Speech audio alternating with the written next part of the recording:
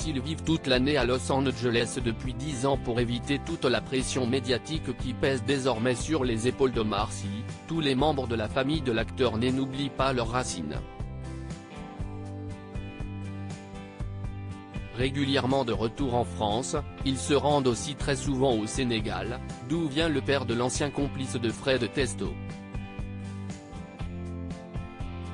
Une destination où le clan se ressource et où les enfants s'épanouissent, comme le montre une nouvelle fois la story d'Hélène Sy avec sa petite dernière, Amani Nour. À 5 ans, la petite fille, en robe et longue tresse sur la tête, suit en effet sa maman dans les magnifiques paysages de ce pays d'Afrique et semble s'amuser lors du tour en bateau que toutes les deux ont ensuite fait.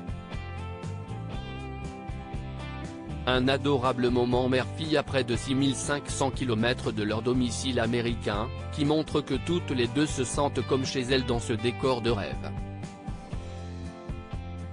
Ce n'est d'ailleurs pas la première fois qu'Hélène Sy montre à ses abonnés que sa cadette s'éclate au Sénégal. Récemment, alors qu'elle avait également emmené avec elle ses deux fils, Tidiane et Aladji, elle avait pris en photo sa fillette en train de jouer avec les petites filles du village, sans doute heureuse d'être là. Cette fois, la femme d'Omar Sy semble avoir laissé le reste de la fratrie aux États-Unis et n'avoir emmené que sa petite dernière.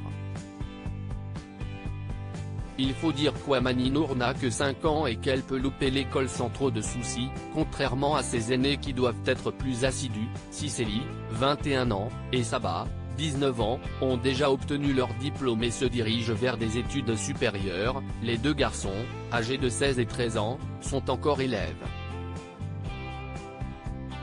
La mère de famille, très protectrice envers son clan, n'était cependant pas là uniquement pour se ressourcer. Depuis quelques mois, elle a en effet créé une marque de beauté bio dont les produits sont tirés de la production sénégalaise et dont tous les profits sont reversés à des associations qui luttent contre les maladies infantiles en Afrique. Une belle œuvre qui rappelle l'association C'est que du bonheur, qu'elle a créée au début des années 2000 pour réaliser les rêves des enfants malades.